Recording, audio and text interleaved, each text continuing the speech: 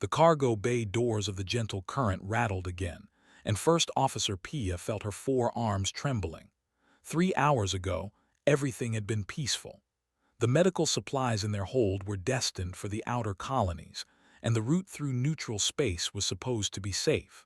That was before the Razic pirates appeared out of nowhere, their insectoid ships swarming around the Qualani trading vessel like hungry predators.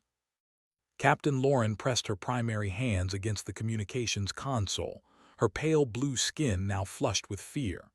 The Qualani were merchants, not fighters.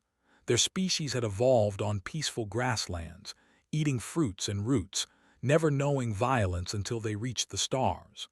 Now 6 pirate vessels surrounded them, and the hull was beginning to buckle under sustained weapons fire. "Send another distress call," Lauren ordered, her voice barely steady. "All frequencies. Someone has to hear us." Pia worked the controls with desperate speed. Coalition patrol ships were 3 days away. The nearest civilian vessels had already fled when the pirates arrived. The Razic Collective was famous across the galaxy for their brutality.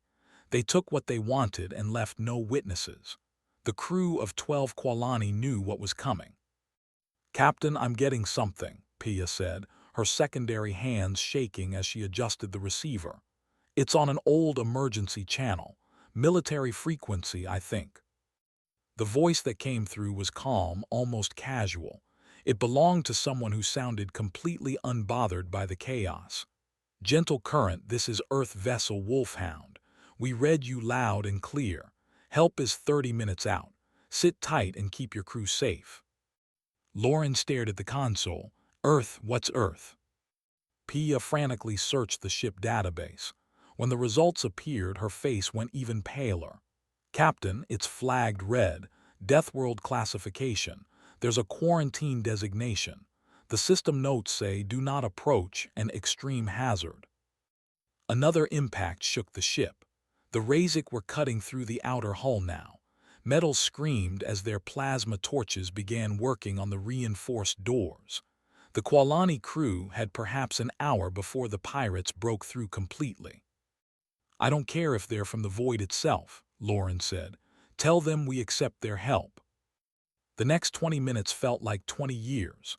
The crew barricaded themselves in the medical bay, stacking supply crates against the doors. They could hear the Razic moving through the ship, their clicking mandibles and harsh chittering voices growing closer. The pirates were taking their time, enjoying the hunt. Pia monitored the sensors with her remaining functional console. "Captain, there's a ship dropping out of faster-than-light travel. It's small, Corvette class maybe." On the view screen, the new arrival appeared. The vessel was dark gray, compact, with none of the elegant curves that most galactic ships favored. It looked blocky and brutal, like someone had built it specifically for fighting. Simple white letters on the hull spelled out a word in an alien script: Wolfhound. The Razic noticed it too. Their leader broadcast on the open channel, his translator converting his clicking speech into standard galactic language. "Unknown vessel, this is Razic territory now. Leave or die." The response came immediately, same calm voice as before. "This is Commander Porter of the Wolfhound. You have 60 seconds to release the civilian vessel and withdraw. This is your only warning." The Razic leader laughed, a horrible chittering sound. "One small ship against 6 of ours. You're either brave or stupid human." 50 seconds, Porter said, like he was reading a schedule. The pirates opened fire. Energy weapons lit up space as all 6 Razic ships targeted the Wolfhound simultaneously. Pia watched the sensors, expecting to see the small corvette destroyed. Instead, the human ship simply absorbed the hits. Its hull glowed briefly from the impacts, but no damage registered. "What kind of armor is that?" Pia whispered. The Wolfhound returned fire, but it didn't use energy weapons. The sensors showed projectiles, solid metal slugs moving at speeds that shouldn't be possible. They tore through the first Razic ship like it was made of paper. The vessel broke apart in seconds. The second pirate ship tried to evade, but another volley caught it along the spine. Its engines exploded, leaving it dead in space. The remaining Razak ships scattered, suddenly realizing they weren't the predators anymore. One tried to flee at maximum speed. The Wolfhound fired again, and the shot disabled the pirate ship's engines with surgical precision. The other three ships stopped fighting and simply hung in space, their weapons powered down in surrender. Porter's voice came through again. "Gentle Current, we're sending a boarding team to clear hostiles from your ship. Don't be alarmed. We're here to help." Four figures appeared on the internal sensors, moving through the Gentle Current with frightening speed. They wore dark armor that made them look even larger than they probably were. The sounds that came through the ship's audio system were unlike anything the Qualani had heard before. Sharp cracks that must be weapons fire. Heavy footsteps. Short, barked commands in a language the translator struggled to process. The Razak pirates inside the ship didn't last long. The sounds of fighting moved through the corridors, getting closer to the medical bay. Then silence. A voice came through the door intercom. "This is Sergeant Kim. Is everyone okay in there? The ship is secure." Lauren looked at her crew. They were alive. Somehow, impossibly, they were alive. She activated the intercom. "We're safe, thank you. Can we open the door?" "Give us a second to clear the bodies from the corridor. Don't want you seeing that mess." 2 minutes later, the door controls activated from outside. The barricade was gently pushed aside, and four armored figures stepped into the medical bay. They removed their helmets, and the Qualani crew saw their rescuers for the first time. The humans looked wrong in a way that made every instinct scream. Their eyes faced forward, predators' eyes designed for tracking prey. Their mouths had teeth that were clearly meant for tearing meat. They moved with a controlled grace that spoke of speed and power being deliberately restrained. Each one was heavily muscled, built for violence. But the woman in front, the one who had identified herself as Sergeant Kim, was smiling. It showed all those dangerous teeth, but somehow the expression seemed genuinely warm. "You folks all right? Anyone hurt?" One of the younger Qualani crew members was bleeding from a cut on her arm. Before anyone could respond, one of the humans moved forward. His name tape said Wilson. He knelt down to the Qualani's level, making himself smaller, less threatening. "Hey, let me look at that. I'm a medic.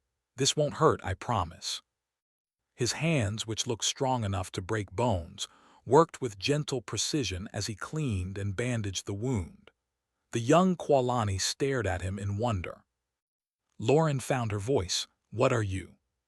Sergeant Kim's smile faded slightly, replaced by something more thoughtful. "We're humans from Earth, and we came because you needed help." Outside, through the medical bay viewport, the Wolfhound hung in space, silent, dangerous, waiting. The Qualani crew had called for help, and something from a quarantined Deathworld had answered. Lauren didn't know whether to be grateful or terrified. Maybe both. The observation deck of the Gentle Current had become an impromptu medical station. Barry Wilson finished treating the last injured crew member while his teammates secured the pirate prisoners in the cargo hold. Captain Lauren watched the human medic work, still trying to reconcile the contradiction before her. This creature had hands that could crush metal, yet he handled delicate instruments with the precision of a surgeon.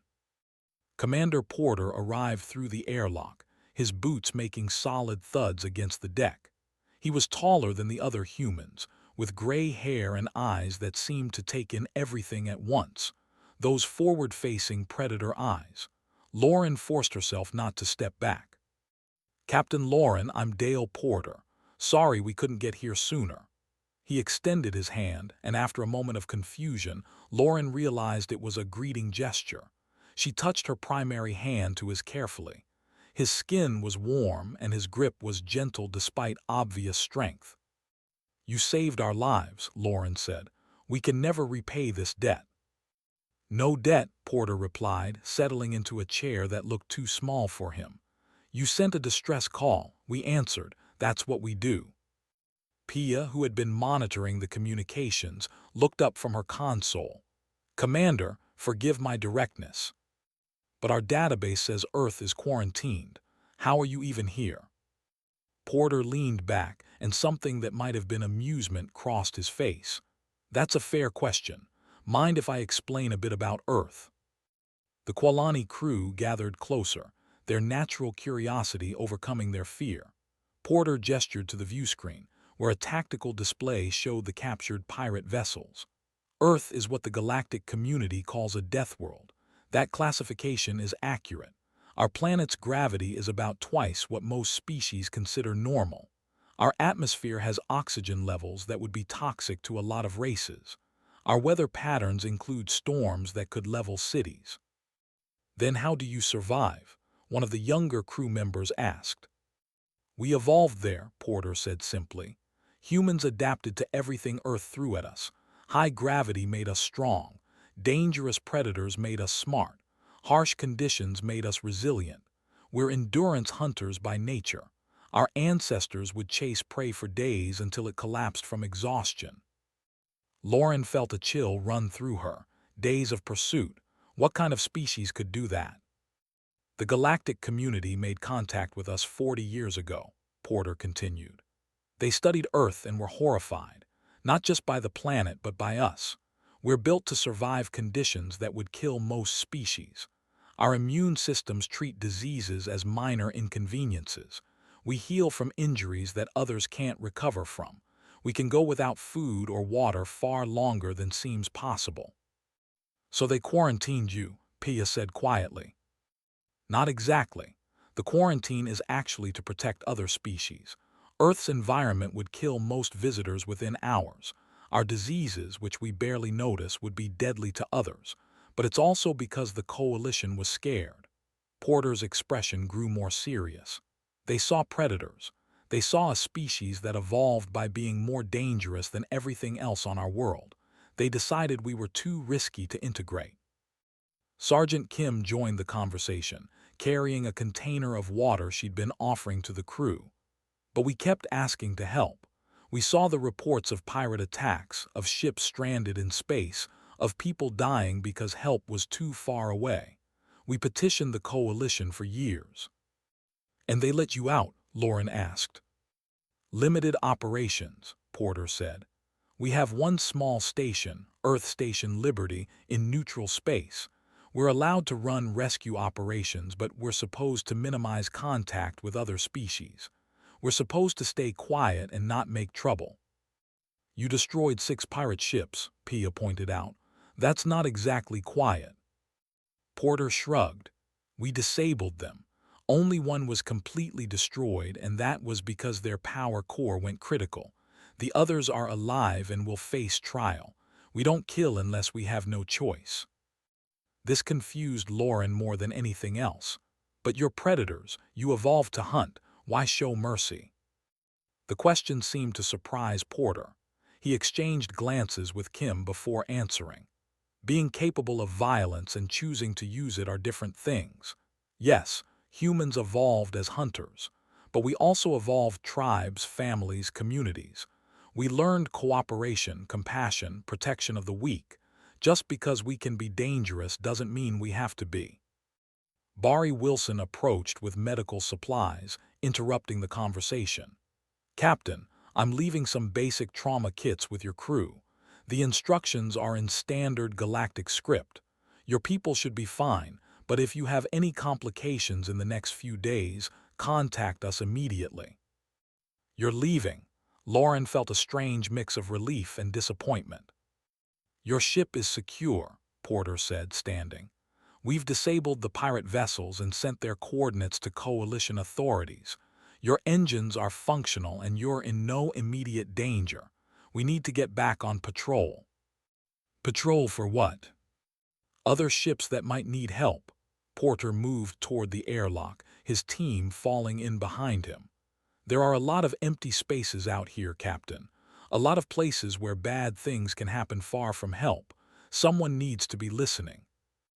Lauren followed them to the airlock.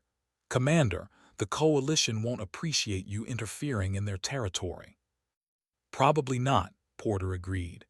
But 12 Qualani are alive tonight who wouldn't be otherwise. I can live with some disapproval from bureaucrats." As the humans prepared to leave, the young Qualani that Wilson had treated stepped forward nervously. "Thank you," she said in barely a whisper. "I was so scared." Kim knelt down to the young alien's level, her dangerous face softening into kindness. "You're safe now. That's what matters." The humans sealed their helmets and cycled through the airlock. Through the viewport, Lauren watched them cross the distance to their ship in practiced zero-gravity movements. The Wolfhound looked even more intimidating up close. No decorative elements, no wasted space. It was built purely for function, like its crew. As the human ship powered up its engines, Pia moved beside her captain. "They're not what I expected." "What did you expect?" "Monsters, I suppose. The way the database described them, I thought they'd be cruel, violent." Pia watched the Wolfhound turn gracefully in space. "But they were gentle with us. That medic treated our wounds like we were fragile treasures." Lauren thought about Porter's words. Capable of violence but choosing restraint. Evolved to hunt but deciding to protect instead. "They are monsters, Pia. Monsters that chose to be heroes. That might be more terrifying than simple cruelty." The Wolfhound's engines flared, and the ship accelerated away, disappearing into the darkness between stars. Somewhere out there, another distress call was probably waiting, and these strange humans from their quarantined world would answer it, risking themselves for strangers who feared them. Lauren returned to the bridge and began plotting their course to the outer colonies. The medical supplies in their hold were desperately needed, but she knew she'd be filing a very detailed report when they reached civilization. The galaxy needed to know what she'd learned. Humans were dangerous, but they were dangerous in the best possible way. Director Suven of the Galactic Coalition Trade Authority read Captain Lauren's report for the third time, his scaled face twisting into deeper disapproval with each line. The Korthan species prided themselves on order, rules, and proper procedures. Everything about this incident violated those principles.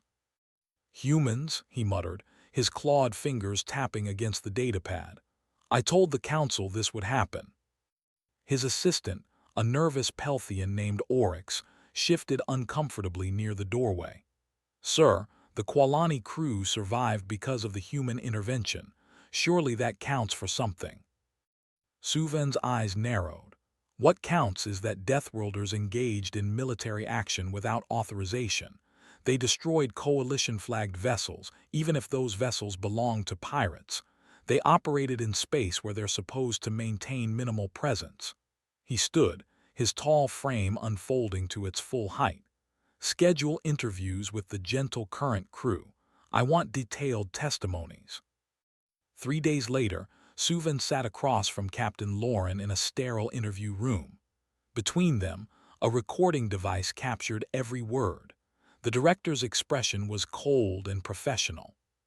"Captain Lauren, please describe the humans' behavior during the incident." Lauren chose her words carefully. They were professional, efficient. They neutralized the threat with minimal force necessary. Minimal force, Suven pulled up tactical data. They destroyed one vessel completely and disabled 5 others. This is minimal. Compared to what the Razik would have done to my crew, yes. Lauren's voice remained steady. We would all be dead or sold into slavery right now without their help. Suven made a note. Did the humans demand payment, salvage rights, any compensation? None. They refused everything we offered. This seemed to bother Suven even more. That makes no sense. Species don't risk their lives for nothing. What did they really want? They wanted to help, Lauren said simply. That was enough for them. The interview continued for 2 hours. Suven asked the same questions in different ways, searching for evidence of human ulterior motives. He found none. Every member of the Gentle Current crew told the same story. The humans had been courteous, careful with the wounded, and had left without asking for anything in return. "This doesn't change the facts," Suven told Oryx after the interviews concluded. Humans violated their operational limitations. I'm recommending psychological evaluation for the Kualani crew. They may be suffering from trauma-induced attachment to their rescuers. While Suven drafted his official recommendations, Captain Lauren's story spread through unofficial channels. Traders talked in station bars. Freight haulers shared the tale during long voyages. Within 2 weeks, half the outer colonies had heard about the human rescue.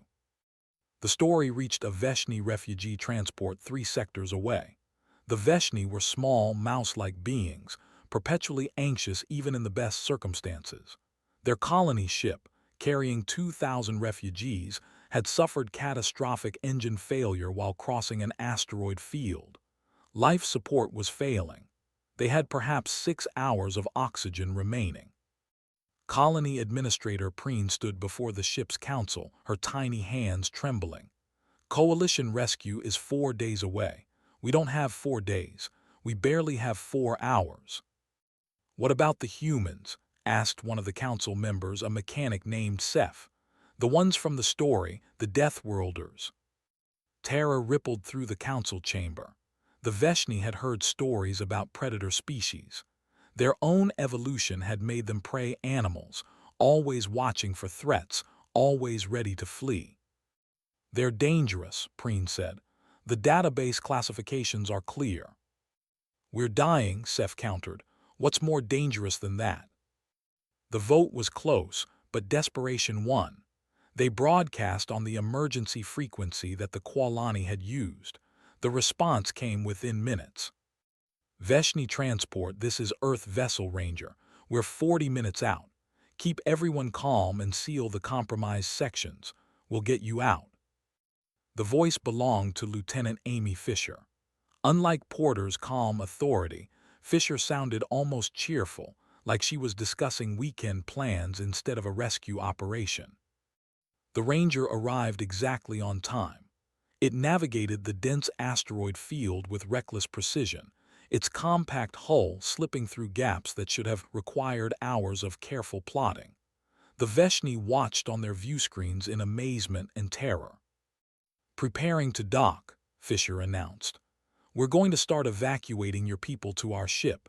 It's going to be crowded, but we've got enough oxygen and supplies for everyone. The first group of Veshni refugees crossed into the Ranger and stopped in shock. The human ship was cramped, clearly designed for a much smaller crew. Every available space had been converted into temporary shelters. Human crew members moved through the corridors, offering water, food, blankets. A Veshni child, separated from her family in the chaos, began crying. One of the human crew, a young man with the name Rodriguez on his uniform, knelt down to her level. Hey, it's okay. We'll find your parents, promise. His predator's face tried to smile reassuringly, showing those dangerous teeth, but his voice was soft and patient. The evacuation took 3 hours. 2,000 Veshni packed into a ship designed for maybe 50 humans. The crew gave up their own quarters, sleeping in shifts in the cargo bay so the refugees could have beds. They shared their food rations even though it meant they'd be eating emergency supplies for the next week. Administrator Preen found Lieutenant Fisher in the ship's small bridge. Why are you doing this? We have nothing to offer you. Fisher looked genuinely confused by the question. You needed help. We could provide it. That's how it works, isn't it? Not in my experience, Preen said quietly. The Ranger delivered all 2,000 refugees to the nearest coalition station. The human crew helped them disembark, made sure everyone had their belongings, and ensured families were reunited. Then they departed without ceremony, back out into the empty spaces where help was needed. The station administrator, a Pelthian named Vorn, watched the human ship leave. They just saved 2,000 lives and didn't even wait for a thank you. Word continued to spread. A human ship escorted a medical convoy through hostile territory, fighting off 3 separate pirate attempts. Another human vessel recovered a science team stranded on a failing orbital platform, pulling them out minutes before the structure collapsed. Each time, the humans asked for nothing. Each time, they vanished back into the darkness. The pattern became clear across the outer regions. If the coalition couldn't help, or wouldn't help, or was too far away to matter, call the humans. They would come. Director Suvan watched this development with growing anger. His carefully ordered galaxy was becoming chaotic. Species were actively seeking contact with quarantined Deathworlders. Every regulation he cited was being ignored in favor of practical necessity. He called an emergency session with the Coalition Security Council. The situation is deteriorating. Humans are expanding their operations, making contact with dozens of species, building relationships that undermine our quarantine protocols. They're saving lives, one council member pointed out. They're violating containment, Suvan snapped. Today it's rescue operations. Tomorrow it could be military expansion. We're dealing with predators from a death world. We cannot allow them free access to the galaxy. The council debated for hours. Finally, they reached a decision that satisfied no one. The human presence would be tolerated but monitored. Any violations of coalition law would result in immediate expulsion. Suvan left the meeting unsatisfied. He began drafting new proposals, stricter enforcement measures. The humans thought they could buy acceptance with heroic gestures. He would prove them wrong. But in the outer regions, far from coalition headquarters, ships in trouble were learning a new truth. When you sent a distress call and heard that calm voice respond, when you saw those compact, dangerous ships arrive exactly when promised, you stopped caring about quarantine designations. You just felt grateful that someone was listening. The Harkin Syndicate had operated in the shadows for decades. They were slavers, traffickers in sentient beings, and they'd grown wealthy preying on the weak. Their leader, a scarred reptilian named Gresh, stood before a holographic display showing their newest prizes. Passenger liner, his second-in-command reported. 200 civilians, mixed species. Qualani, Veshni, Pelthi, and others. Clean capture. No casualties we need to worry about. Gresh's tongue flicked out in satisfaction. Perfect. The markets on Refuge Station will pay premium prices, especially for the Veshni. They make excellent servants. The base where they kept their captives sat on a rogue moon in unclaimed space. It was heavily fortified with automated defense systems and 60 fighter craft. The coalition knew about it but claimed no jurisdiction. The syndicate operated in the gaps between laws, and they'd become comfortable in their immunity. 3,000 light-years away, Earth Station Liberty received a message that bypassed all official channels. It came from families of the captured passengers, pooled resources funding the transmission. The message was simple and desperate. Please, the coalition says they can't help. They say it's not their jurisdiction. Our families are going to be sold as slaves. We heard the stories about Earth, about your ships answering distress calls. Please, we have nowhere else to turn. Lieutenant Commander Sarah Boyd read the message 3 times. She was the ranking officer on Liberty, a veteran of Earth's naval forces before volunteering for the Galactic rescue operations. She called her senior staff to the conference room. This is outside our operational parameters, she said, displaying the message for everyone to see. The syndicate base is in unclaimed territory, which technically makes it legal under galactic law. If we intervene, we violate our agreement with the coalition. Commander Porter, fresh back from a cargo escort mission, leaned forward. 200 people are going to be sold like property. That's legal. According to coalition law in unclaimed space, yes. That's insane, Lieutenant Fisher said. We have 3 ships available. We can hit that base, free the captives, and be gone before the coalition even knows about it. Boyd looked around the table. Every face showed the same determination. If we do this, we could lose our authorization to operate out here. They could revoke our access to neutral space entirely. We'd be confined to Earth again. Then we get confined, Porter said quietly. But those 200 people go home to their families first. The vote was unanimous. 3 human ships departed Liberty within the hour: the Wolfhound, the Ranger, and a larger vessel called Sentinel. It was the biggest human operation outside Earth space since the quarantine began. Director Suvan's monitoring systems detected the human fleet immediately. He sent an emergency transmission directly to the Sentinel. Human vessels, this is Coalition Director Suvan. You are ordered to stand down and return to Liberty immediately.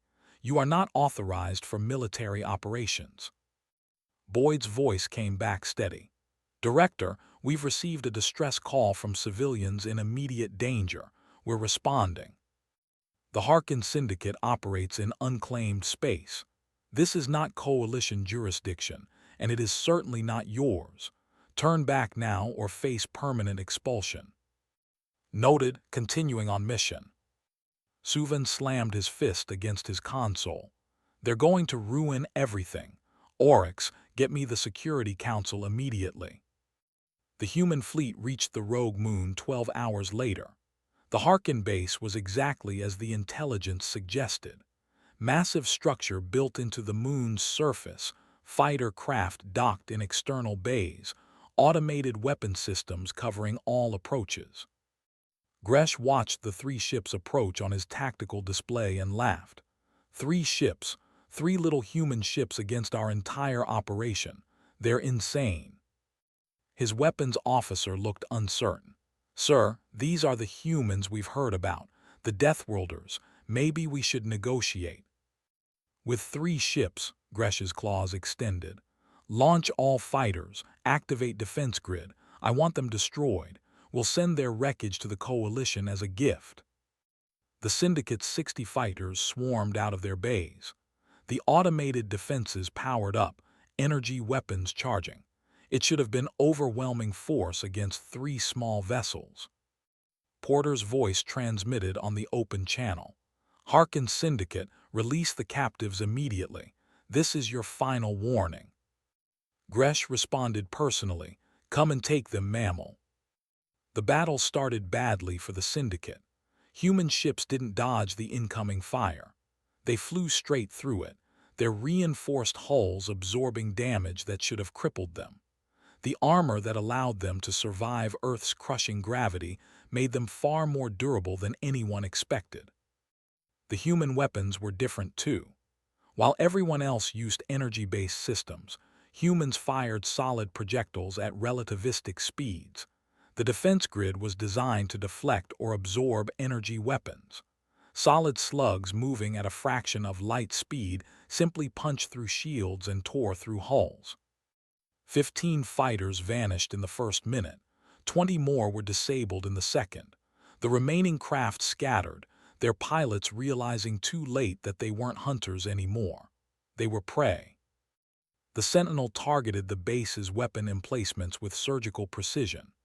Each shot eliminated a defensive position without damaging the structure where the captives were held.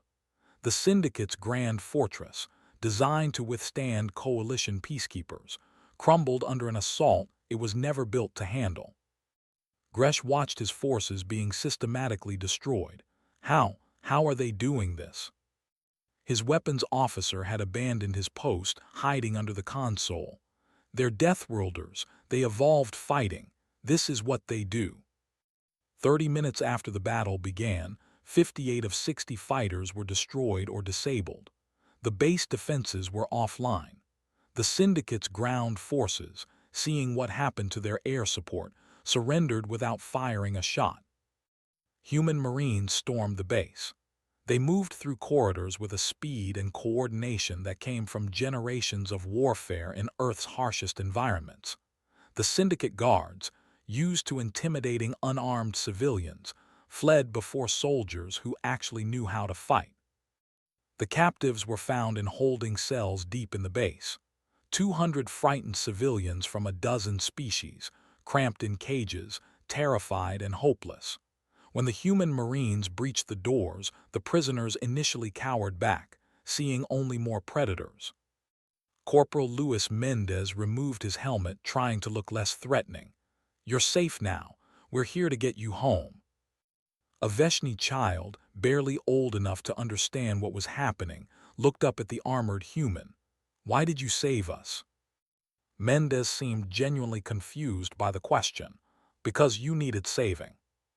The evacuation took 4 hours. The humans treated the freed captives with careful gentleness, offering food, water, medical attention. 3 Marines had been wounded in the assault, nothing serious, but they refused treatment until all the former prisoners were cared for first.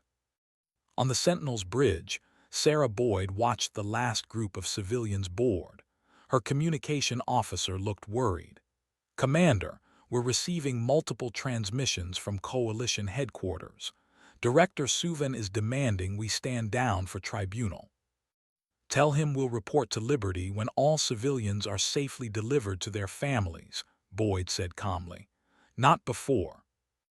The 3 human ships departed the rogue moon, leaving the Syndicate's base in ruins and their leadership in restraints for Coalition authorities. 200 freed captives filled the vessels, and the humans shared everything they had to make them comfortable. Back at Coalition headquarters, Suvan prepared his case. He had all the evidence he needed now: unauthorized military action, excessive force, complete disregard for Coalition authority. The humans had finally given him the justification to push for their total isolation. But he also had 200 families who would be celebrating reunions tonight because of human intervention. That complicated his argument considerably. The Galactic Coalition Council chamber was built to impress. Curved walls rose hundreds of feet, with viewing galleries for representatives from every member species. At the center, the main floor seated the Council of 12, the governing body that made decisions affecting trillions of beings across the galaxy. Today, the chamber was packed. News of the human raid on the Harkin Syndicate had spread everywhere. Director Suvan stood at the speaker's podium, his presentation already loaded into the main display. "Honored council members," Suvan began, his voice carrying across the vast space. "We gather today to address a serious breach of galactic order. The humans, granted limited operational status as a humanitarian gesture, have violated every restriction placed upon them." The display showed tactical recordings of the battle: human ships tearing through Syndicate defenses, Marines storming the base, the systematic destruction of 60 fighter craft. "They engaged in unauthorized military action," Suvan continued. "They used excessive force against targets in unclaimed space. They ignored direct orders from Coalition authority to stand down. This is not rescue work. This is warfare." Ambassador Quinn, a Velari known for her measured judgment, raised a tentacle. "Director, what was the Coalition's response to the distress call regarding the captives?" Suvan's scaled face tightened. "The incident occurred in unclaimed territory, outside our jurisdiction. So we did nothing. We follow the law, Ambassador." "And the humans followed their conscience," Quinn observed. "Continue your presentation." Suvan spent 20 minutes detailing human violations. Each point was technically accurate. The humans had exceeded their authority, used military force, and ignored Coalition protocols. By the letter of galactic law, they were guilty of everything he claimed. "I recommend immediate revocation of Earth's provisional status," Suvan concluded. "Complete isolation. The humans have proven they cannot be trusted to operate within civilized boundaries." The council began deliberations, but before the first vote could be called, the chamber doors opened. Captain Lauren of the Gentle Current walked in, followed by Administrator Preen of the Veshni refugees and a long line of civilians. They weren't invited, weren't scheduled, but they came anyway. Council Speaker Veltros, a elderly Korthan, raised his hand for silence. "This is highly irregular. This is a closed session." "With respect, Speaker, this concerns us directly," Lauren said, her four arms gesturing to the crowd behind her. "We're the ones the humans saved. Don't we deserve to be heard?" Murmurs ran through the viewing galleries. Veltros looked at Suven, who was clearly furious at the interruption, then back at Lauren. "You may speak, briefly." Lauren approached the speaker's podium. 3 months ago, my ship was attacked by Razic pirates. Coalition patrol was 3 days away. We would have died or worse. The humans arrived in 30 minutes. They risked their lives for strangers they'd never met. She gestured to Preen. The Veshni transport was dying in an asteroid field. 2,000 people, including children, had 6 hours of oxygen left. Coalition rescue was 4 days out. The humans navigated that field in less than an hour and saved every single life. One by one, the rescued civilians came forward. The passenger liner survivors, a merchant crew rescued from engine failure, a colony that would have starved without human medical supplies arriving ahead of official aid. "You call them dangerous," Lauren said, her voice strengthening. "You call them Deathworlders. You quarantine them like a disease. But they've saved more lives in 6 months than coalition patrols have saved in 6 years. Suven stepped forward. "Captain, you're emotionally compromised. These humans may have helped you, but that doesn't excuse their violations of law." "What law matters more than the law that says we protect those who can't protect themselves?" Lauren's question hung in the chamber. "You had laws that let 200 people be sold into slavery because it happened in unclaimed space. The humans had a law that said help people who need it. Which law is better?" The council chamber erupted in debate. Representatives from core worlds, safe and comfortable, sided with Suven. Representatives from outer regions, who'd seen human rescues firsthand, argued for integration. The argument grew heated. Ambassador Quinn raised her tentacles for attention. When the chamber quieted, she spoke carefully. "I propose a compromise. Grant Earth expanded provisional status. Allow increased human presence in neutral space, specifically for humanitarian operations. In exchange, humans submit to coalition oversight and regular review." "That's rewarding their violations," Suven objected. "No," Quinn said firmly. "It's acknowledging reality. The humans are saving lives we're not saving. They're operating in spaces we're not reaching. We can either work with them or continue pretending our laws are more important than people's lives." Lieutenant Commander Sarah Boyd was escorted into the chamber. She'd been waiting outside, uncertain if she'd be arrested or simply expelled. Now she stood before the council that would decide Earth's future. "Commander Boyd," Speaker Veltros addressed her, "if we grant this expanded status, will you agree to coalition oversight?" Boyd met his gaze steadily. "Yes, with one condition." "You're hardly in a position to make demands." "It's not a demand, it's a clarification. We'll follow your rules when we can. But if following your rules means abandoning people who need help, we'll choose the people every time. You should know that going in. We're not going to stop being who we are." The honesty was startling. Most species would have promised anything to gain acceptance. The human just admitted she'd break the rules again if necessary. The vote took 3 hours. It was close. Core world representatives voted for isolation. Outer region representatives voted for integration. The decision came down to swing votes from moderate species who'd watched the testimony carefully. The final tally was 7-5. Earth's expanded provisional status was approved. Director Suven stood rigid as the decision was announced. "You're making a mistake. You're inviting predators into civilized space. When they show their true nature, when they turn on us, don't say you weren't warned." He stormed out of the chamber, already planning his next moves. This wasn't over. But for the rescued civilians filling the viewing galleries, for the families who would see their loved ones again, because humans had ignored jurisdiction and politics to do what was right, the decision felt like justice. Captain Lauren found Sarah Boyd in the corridor outside the chamber. Thank you for everything. Boyd shook her head. We just did what needed doing, that's all. That's why it mattered, Lauren said. The coalition does what's legally required. You do what's right, there's a difference. Boyd returned to Liberty with news of the Council's decision. The small human presence in neutral space would expand. More ships, more crews, more opportunities to help. But she knew this was just the beginning. Suven wouldn't give up, and there would be others who shared his fears. For now, though, Earth's Deathworlders had earned their place among the stars. Not through conquest or intimidation, but by being exactly what the galaxy needed most. Protectors who answered when others called for help. 6 months after the Council vote, Earth Station Liberty looked different.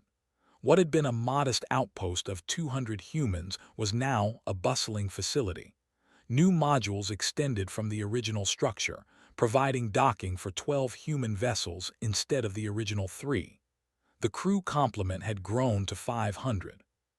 Commander Porter stood in Liberty's expanded observation deck, watching construction crews install additional communications arrays.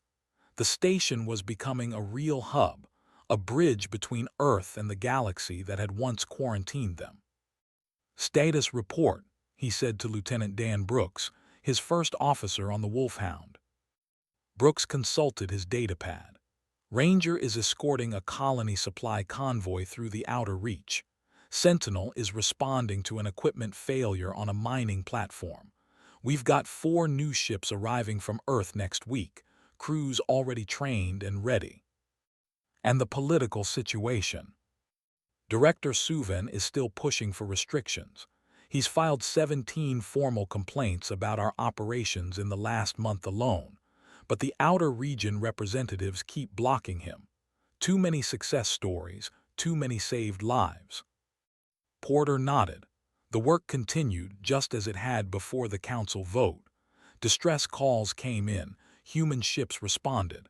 The only difference now was that it was official instead of tolerated. On the far side of the galaxy, the cultural shift was becoming undeniable. Species that once feared the designation Deathworlder now used it with grudging respect. Trading vessels in dangerous routes requested human escorts specifically.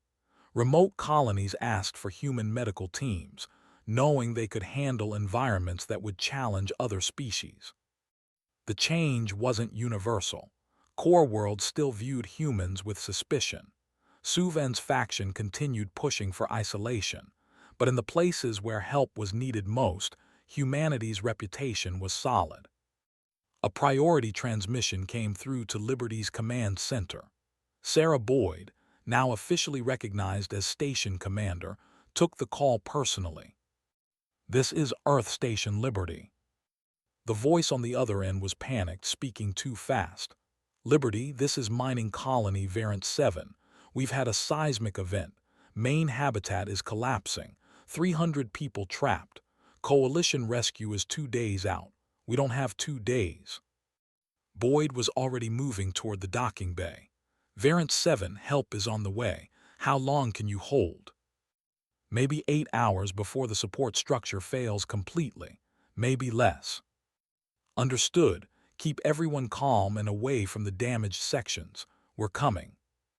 The Wolfhound launched within 10 minutes, Porter pushing the engines harder than safety regulations recommended. They weren't the only ones responding. The Ranger changed course from its escort mission. 2 of the newer human ships, the Guardian and the Pathfinder, fell in behind. 4 vessels racing toward a colony that was literally falling apart. They arrived in 7 hours. The mining colony clung to an asteroid, tunnels and habitats dug deep into the rock. The seismic event had destabilized everything. Sections were collapsing, air was venting, and 300 terrified miners were running out of safe spaces to retreat to. This is going to be tight, Brooks observed, studying the structural scans.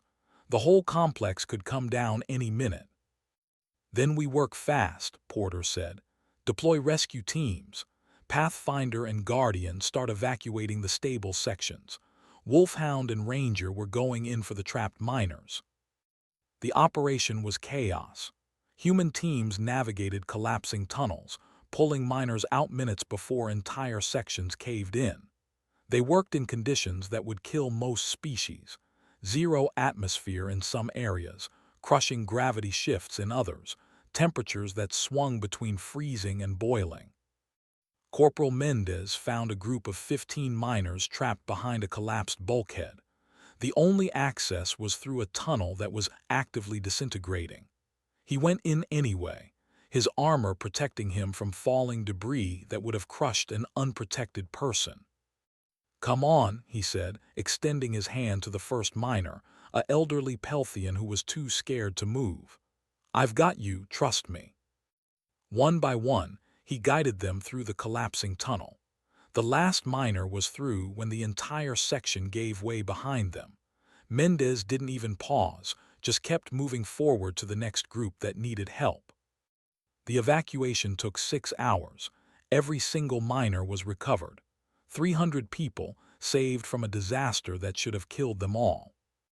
The human ships were packed beyond capacity, miners sitting in corridors and cargo bays, but everyone was accounted for.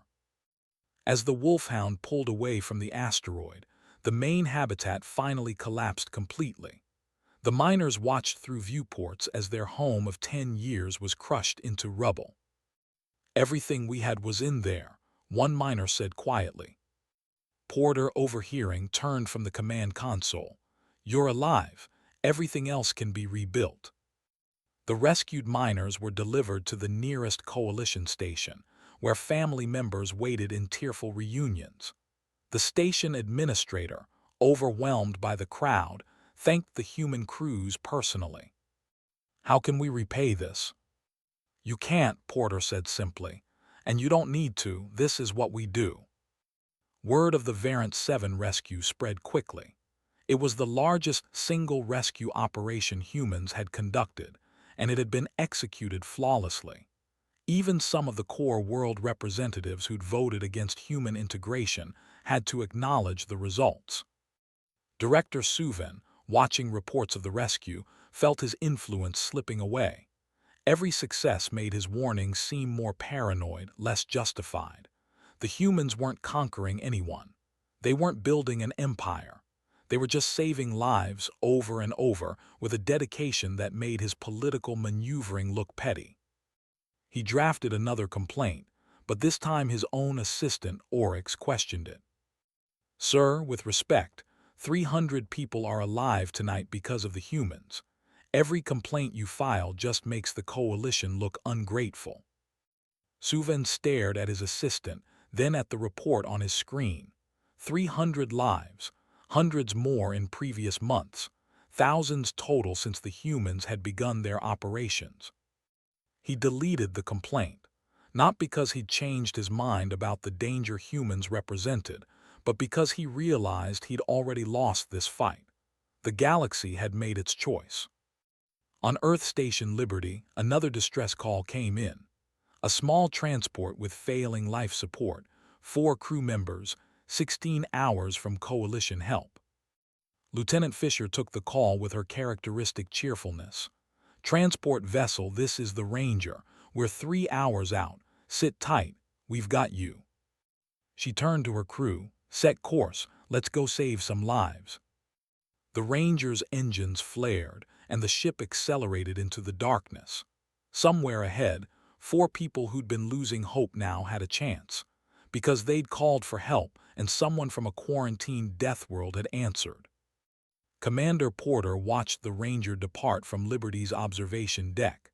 They'd come so far in such a short time, from isolated curiosity to essential presence, from quarantine threats to trusted protectors. Brooks joined him at the viewport. "Think it'll last, the acceptance?" Porter considered the question. "Probably not everywhere. There'll always be people like Suvin who think we're too dangerous to trust, but out here, in the places where people need help, they don't care that we're from a death world. They just care that we show up." Another ship was launching, responding to another call, and another after that. The pattern would continue, day after day, crisis after crisis. humans doing what they'd chosen to do when they first reached the stars. Using the strength that evolution gave them, the durability their harsh world forged, and the technology they developed, all in service of a simple principle: help those who need it. The galaxy had called for backup, Earth's Deathworlders had appeared, and they weren't leaving.